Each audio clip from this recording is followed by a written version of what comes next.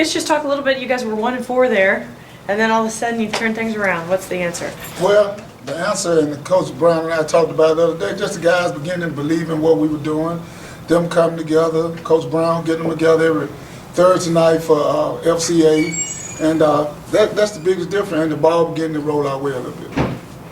Sometimes you've got to make your own luck. You talked about the ball rolling your way. Was there a point in time you put your finger on where things did start to go your way? Yeah, early in the season, that was the biggest part of the way our games were, the outcome of most of our games, that we weren't getting rolls. And the reason we weren't getting the ball to roll our way is because some of the things that we weren't doing. And we hadn't really totally bought into what, the guys really hadn't totally bought into what we were selling. And now you can see the difference. They believe in what we're saying. You see them saying the same things that we say. So that's a big difference. And our special team has been great. They've been doing for the last 5-6 weeks. The special team has been the big difference in getting the offensive ball in great field position. Can you talk about your clutch defense? Well, the defense has done, all year, the defense has been doing a pretty decent job. But the last 2 weeks, you can really see them gelling and playing the type of defense that we played in the past. They're swarming to the ball, they're making things happen, they're making plays, and that's a big difference also in the way we're playing right now. I got to take my hat off to the defensive line. They've been the difference, and the way our defense go is the way the defensive line plays. If they're playing good, then most of the time we're going to play pretty good football. Andre, has there been any new guys stepping up defensively for you that's made an impact, maybe unexpectedly, or really helped out? No new guys. Some of our old guys that we have been depending on to step up have been lately. Like Jamarcus Savage has been playing really good lately. Antonio Rogers has been playing very good. Stuart Hines has been doing a great job at the nose. Naquan Smith, can't say enough about him. He's been the guy back there in the secondary with all the big hits every game and getting our guys in the right place.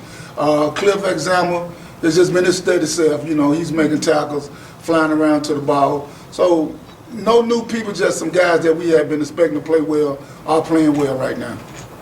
Yeah, the way you started the year, Doug talked about it in the Alcorn game, the ULM game, your defense was on the field a lot, played a lot of plays. When you do get a switch where you get better field position, you get more points, can you lean back on some of the experience you gained then to build this defense going forward? Well, what you're saying is the reason that we are playing better. Our defense played a lot of minutes early in the season, but our offense has come around and begin to gel, and they're holding the ball a whole lot longer now, which is giving our defense time to rest.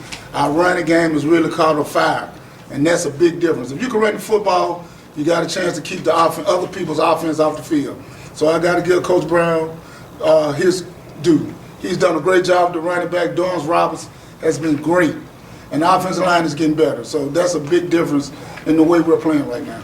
Can you talk about the 6 great linemen on the team? What they're responsible for? The 6 great linemen, Yeah. offensive linemen. That's what I'm saying. Our offensive linemen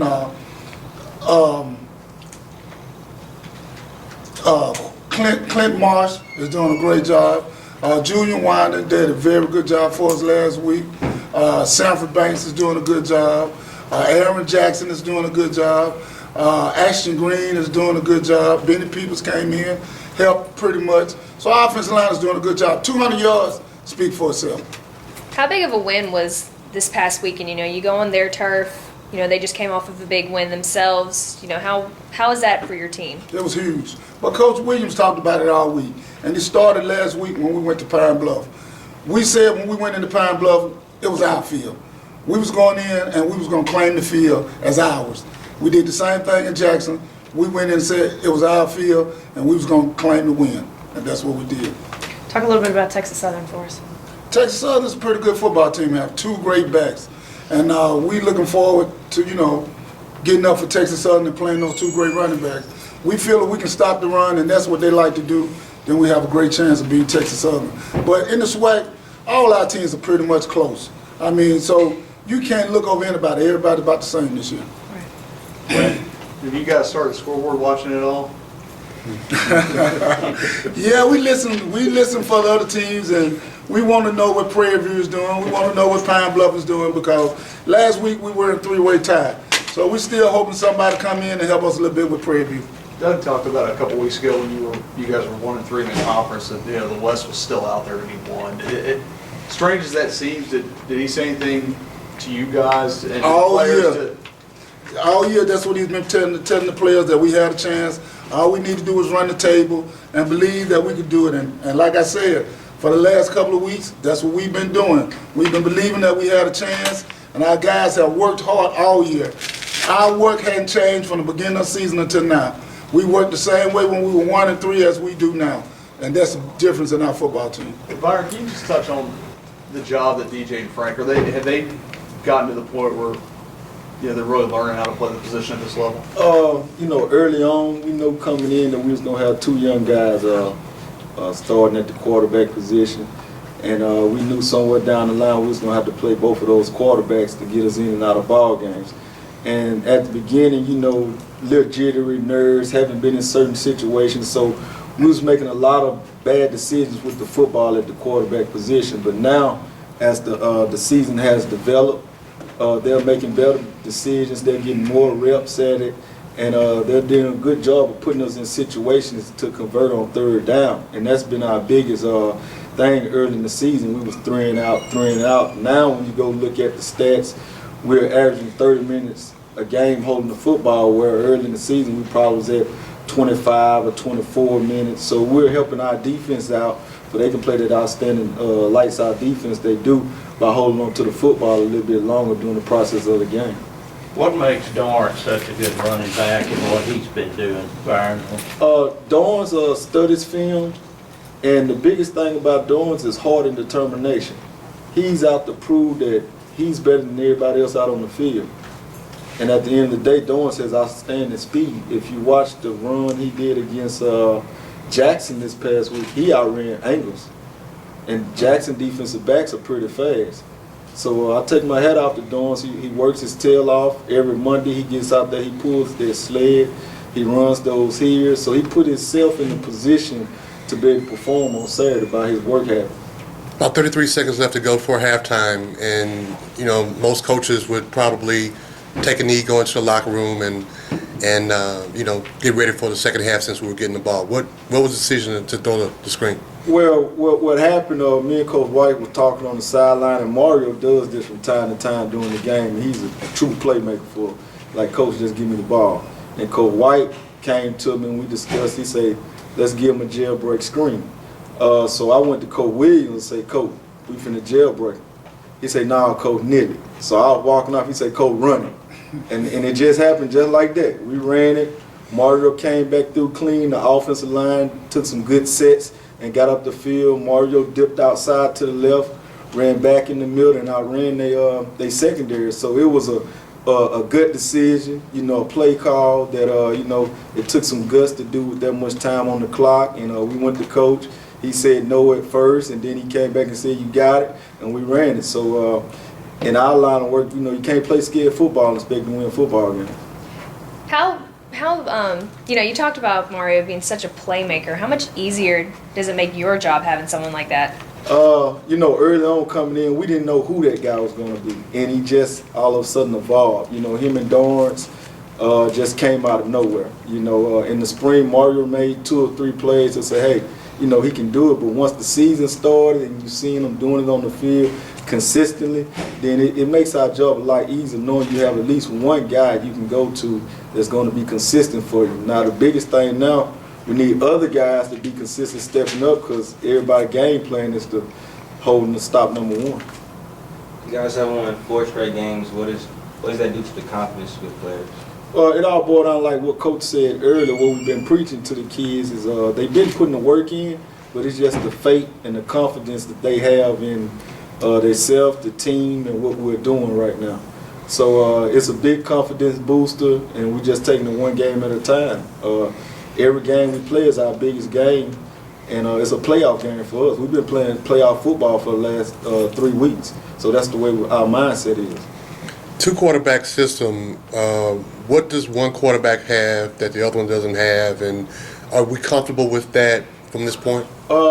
Right now, we're doing what we have to do to win the ball game. So right now, it's playing both of them until one of them emerge and say, I'm the guy, I'm the general of this team. We'll continue to do that. But the quarterback starting job is based on a weekly process, and Coach Williams make the decision every week who's going to start and then who comes in, who comes out. So he's totally in control of that. We discuss it. I give my opinion. We talk about it, but at the end of the day, Coach Williams makes the decision on the quarterback. But isn't it, it's a little unusual that it's taken this long, the whole, I mean, we're almost done with the season, and nobody's emerged as that guy yet. Have you ever witnessed that before? Well, I mean, when you play, when you say you're going to have a one quarterback system opposed to a two quarterback system, then you get your guys out there. As a coach, you want to go one way. But if the players are not giving you exactly what you want, you have to do what you have to do to make sure your team wins. So right now it's playing both of them. And we feel just as comfortable with Frank as we do DJ, or vice versa. So we believe all of them can make the throws, which we know they can. They can make the checks to put us in the position that we need to be in. And at the end of the day, we don't turn the football over. Defense play lights out. Special team play special. We'll give ourselves a chance to win at the end. If you're like, you know, just around town eating or something and you're out and people ask you about the two quarterback system, do you say, hey, the number one team in the nation's doing it too? Why are you asking me questions? I mean, does that help? You know, I leave it alone. You know, I really don't discuss it, you know, because I know what goes on in the meeting room. I know who can do what, you know, and people try to pick your brain, and next thing you know, they tweeting it. So, you know, I just leave that conversation alone. Did the schedule help you guys out running into Concordia and then getting Valley? I mean, the Concordia game could be a real confidence booster. Did that do that for you guys? Right. Well, not to take anything from Concordia. Concordia was a real good football team. They had some real good players. They was a little older than our guys, but they was some skillful players. And our kids knew that coming in. You know, them guys had a good background. Some was four-star players coming out of high school. Some was D1 transfers. So for them to come out and compete against them and play the way they played, it really did help our confidence. I mean, this last weekend, you guys were playing a one-loss team. That could have been your toughest game of the season. Do you think it's kind of downhill from here on out, or you're trying to keep them at that high right now? No, it's not downhill for us. We Grambling. The bullseye is always big on our back anytime you wear that G. So we're going to go in and have our best game plan ready for Texas Southern, just like we did against Jackson State. So it's no downplaying Texas Southern. They got outstanding defense, real stingy defense. They haven't given up over 600-yard rushing on the ground this whole season. So that says a lot in itself. I know they still had a couple of them D1 transfers they had from last year that played in that championship game with the number 7, the defensive end, number 93, the defensive tackle from Redemption down at Baton Rouge. So they got some guys on that defensive front that can cause some problems. So it's no downplaying Texas Southern. They coming in here to win, and we coming in here to defend our field. I know last year you guys were all about Texas Southern. They just needed that one more game to get over the hill, and then you guys went there and they kind of punched you in the mouth straight up. But I mean, what's the kind of revenge factor that you guys have going into this one? Well, we're not going to call it a revenge factor. The players know what happened. They had 12 months to think about it. And trust me, this game, they'll be up to play it. They'll be up to play because they know that one game there kept them from going to the championship game. So we're going to stress it, we're going to preach it, and we're not going to downplay the game because Texas Southern is a good football team. Did Jackson State really get an extra down Saturday? What about that? I don't. Dre, you looked at the film? They didn't get extra down. Oh, they did? Okay. They didn't get extra down. We thought that they had gotten one. And after we going back looking at the film and going through our breakdown sheet, no, they didn't get extra down. At least it didn't take 22 minutes like the last time Louisiana Tech. Hawaii got an extra down. Hey, Coach, your defense shut down one of a very high potent Jackson State team this weekend. Talk about it. Well, we had watched the film against Jackson State, and they were just coming off a big win against Prairie View, and we knew that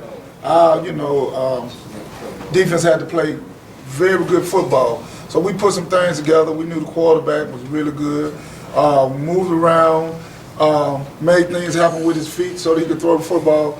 So we put down a 30 defense, showed him some different looks, and which confused him a little bit and made him hold the ball a little longer than he wanted to. And I got to take my hat off to the guys. They really got after him and played great football. Our defensive backs did a great job. They stayed deep, didn't let them get behind them, and they showed up and did a great job. What are you seeing from Texas Southern this week? Texas Southern is a really good football team, like Coach Brown said.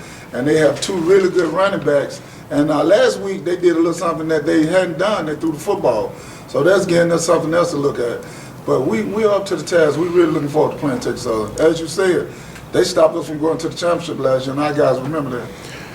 Jackson in 2010 and Jackson 2011, the end of the game was almost eerily the same.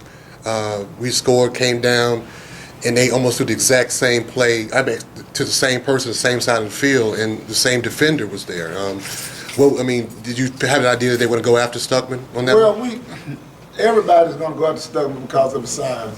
But Stuckman is a tough little kid, and he plays bigger than he is, and he thinks he's bigger than he is. So we had an idea that we're going to go after Stuckman. But we got a quarterback like Terrell, you're always in the game. So we knew we had to defend to the end. I mean, we were so much into the game, we didn't even know the clock had went down to 0. So we just kept playing. So Andre, they're not going to throw much, you're thinking, TSU. They're going to run Well, probably. They have been running the football a lot. But like I said, last week in Southern, they threw the ball a lot. So we just got to prepare for both. Doris Roberts, Coach Brown. Doris Roberts emerged out of nowhere. I mean,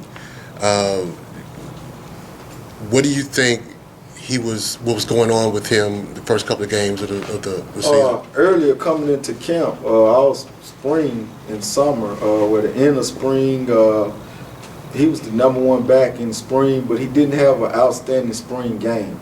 Had some guys that was on the twos team that played better than he did. But he came back this summer, he worked his tail off, and then we came to camp, he was the #1 back then. Had some issues then holding on to the football in camp.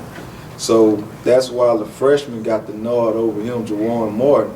And I had conversations with Dorns, and I was just letting him know right now, you're not the guy, and until you show us that you are the guy, then you're gonna stand on the sideline. And so he made up in his mind that I'm a show coach, and he out to prove every week that, Coach, you was wrong about me. And I think with that determination factor, that's what's really driving him, and we appreciate the hard work he's doing for Grambling State right now. I'm sure you appreciate having a threat in the running game after the first couple of weeks. Yeah, we do well. That's helped balance us out. They know our MO from when the first time Coach was here, but now they have to deal with us running the ball 40 times a game. We have Dorrance and Baptiste and Martin who can be able to carry the load for us, and that's helped us out tremendously with the clock management. Does that help the offensive line too? Because a lot of these guys that played for Coach Broadway, they did do a lot more downhill running. Well, Coach Broadway, the offensive system that they ran and what we're doing now, it was more catered around Frank and Cornelius, the two best players on offense they had. So it was downhill. The offensive line didn't have to do a lot of kick stepping. Now in this system, we more pro style offense where we're gonna ask them to kick step. Quarterback have 3 and 5 yard drops. We shotgun. So it's a big difference in what they had been doing over the previous 4 years opposed to what we're doing now. But we've only been together since March, and now they're really gelling together. So our best football is ahead of us every Saturday. You think Dorrance can get that 1,000-yard mark this year for the season over? That's a goal that the Lord wanted him to make it. He'll make it. It will be nice though. Has the offensive line blocking scheme changed any from the first part of the season till now? No, the same blocks we was making against Alcorn at the beginning of the season, the same blocks that we did against Alabama State and ULM, they just gotten better at it. It's the same scheme, same angles, that we're trying to get on. They're just knowing their mind now. They made their mind up that they're gonna do it.